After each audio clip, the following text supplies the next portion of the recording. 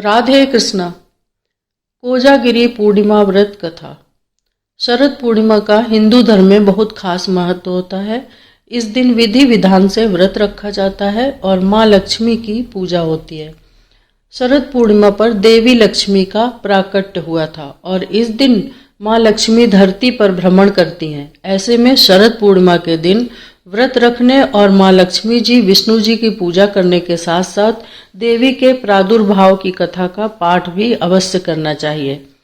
तो आइए श्रवण करते हैं शरद पूर्णिमा की कथा। भीष्म जी ने कहा, मुनि, मैंने तो ऐसा सुना था कि देवी लक्ष्मी क्षीर समुद्र में प्रकट हुई हैं, लेकिन आप ऐसा कैसे कह सकते हैं कि वो भृगु की पत्नी के गर्भ से उत्पन्न हुई। पुलत्स जी ने जवाब दिया, राजन, तुम अपने प्रश्न का उत्तर मुझसे सुनो। देवी लक्ष्मी के जन्म का संबंध समुद्र से है। ये बात मैंने खुद भी ब्रह्मा जी के द्वारा सुनी हुई है। एक समय की बात है जब दैत्यों और दानवों ने बड़ी मात्रा में सेना लेकर देवताओं पर चढ़ाई की थी। उस समय युद्ध के दौरान देवता दैत्यों के सामने परास्त हो गए। तब इंद्र आदि संपूर्ण देवता अग्नि को आगे करके ब्रह्मा जी की शरण में पहुंच गए। वहां जाकर उन्होंने अपना सारा हाल अच्छी तरह बताया। ब्रह्मा जी ने कहा, आप सभी लोग मेरे साथ भगवान की शरण में चलो। ऐसा कहने के बाद वे संपूर्ण देवताओं को अपने साथ लेकर क्षीर सागर के उत्तर तट पर पहुंच गए और भगवान वासुदेव को संबोधित करके कहा, विष्णु शीघ्र उठ जाइए और इन देवताओं का कल्याण कीजिए। आपकी सहायता न मिल पाने के कारण दानव इन्हें बार बार परास्त करते हैं।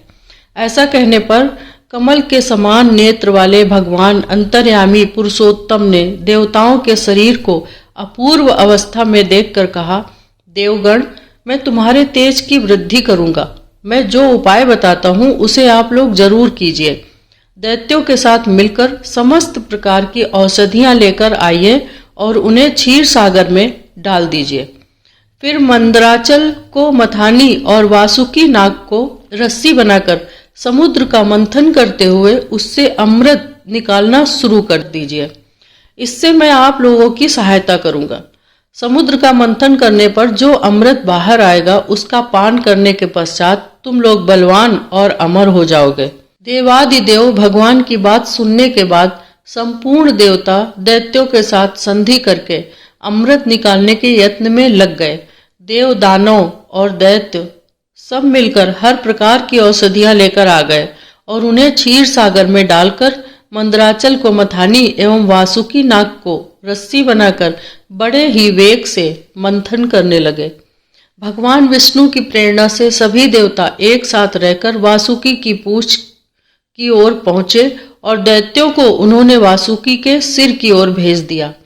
भीष्म जी वासुकी के मुख की सांस तथा विषाग्नि से झुलसने के कारण सब दैत्य निस्तेज हो गए। क्षीर समुद्र के बीच में ब्रह्मा वेत्ताओं में श्रेष्ठ भगवान ब्रह्मा तथा महातेजस्वी महादेव जी कच्छप रूपधारी श्री विष्णु की पीठ पर खड़े होकर अपनी भुजाओं से कमल की भांति मंदराचल को पकड़े हुए थे और स्वयं भगवान श्री हरि कूर्म रूप धारण करके क्षीर सागर के अंदर देवताओं और दैत्यों के बीच में मौजूद थे। वे मंदराचल को अपनी पीठ पर लिए हुए डूबने से बचा रहे थे। इसके बाद जब देवता और दानवों ने क्षीर समुद्र का मंथन शुरू किया तब पहले उससे देव पूजित सुरभि कामधेनु का आविर्भाव हुआ, जो हविष्य घी दूध की उत्पत्ति का स्थान मानी गई। तत्पश्चात वारुणी देवी प्रकट हुई, जिनके मद भरे नेत्र घूम रहे थे। वो पग पग पर लड़खड़ाती हुई चलती थी, जिसे अपवित्र मानकर देवताओं ने त्याग दिया। तब वो असुरों के पास गई और कहा, दानवों, मैं बल प्रदान करने वाली देवी हूँ, तुम मुझे ग्रहण कर लो। तब दैत्यों ने उसे ग्रहण कर लिया। फिर पुनः मंथन शुरू होने पर पारिजात कल्प वृक्ष उत्पन्न हुआ, जो अपनी शोभा से देवताओं का आनंद बढ़ाने वाला था। इसके बाद 60 करोड़ अप्सराएं प्रकट हुई। वे देवता और दानवों की सामान्य रूप से भोग्या हैं। जो कोई भी पुण्य कर्म करने के बाद देवलोक में जाते हैं, उनका भी उन पर समान अधिकार रहता है। इसके बाद शीतल किरणों वाले चंद्रमा का प्रादुर्भाव हुआ, जो देवताओं को आनंद प्रदान करने वाले थे। उन्हें भगवान शंकर ने अपने लिए मांगते हुए कहा कि देवताओं, ये चंद्रमा मेरी जटाओं के आभूषण होंगे, अतः मैं इन्हें ले लेता हूँ। ब्रह्मा जी ने बहुत अच्छा कहते हुए शिव जी की बात का अनुमोदन किया। तत्पश्चात कालकूट नामक भयंकर विष प्रकट हुआ, जिससे देवता और दानव हर किसी को बहुत पीड़ा हुई। तब शंकर जी खुद की इच्छा से उस विष को लेकर पी गए। इसी के कारण उनके कंठ में काला दाग पड़ गया। तभी से वे महेश्वर नीलकंठ कहलाने लगे। क्षीर सागर से निकले हुए विष का जो अंश पीने से बच गया था, उसे नागों ने ग्रहण कर लिया। इसके बाद अपने हाथ में अमृत से भरा हुआ कमंडलू लिए धन्वंतरी जी प्रकट हुए। वे श्वेत वस्त्र धारण किए हुए थे। वैद्यराज के दर्शन से सभी का मन स्वस्थ और प्रसन्न हो उठा। इसके बाद उस समुद्र से उच्चैश्रवा घोड़ा और ऐरावत नाम का हाथी, ये दोनों क्रमशः प्रकट हुए थे। फिर क्षीर सागर से लक्ष्मी जी का प्रादुर्भाव हुआ, जो खिले हुए कमल पर विराजमान थी और हाथ में कमल धारण किए हुए थी। उनका प्रकाश चारों ओर फैल रहा था। उस समय महर्षियों ने श्री सूक्त का पाठ करते हुए बड़ी प्रसन्नता से उसका स्तवन किया। साक्षात क्षीर समुद्र ने प्रकट होकर लक्ष्मी देवी को एक सुंदर माला भेंट में दी, जिसके कमल कभी भी मुरझाते नहीं थे। विश्वकर्मा जी ने उनके समस्त अंगों में आभूषण पहना दिए।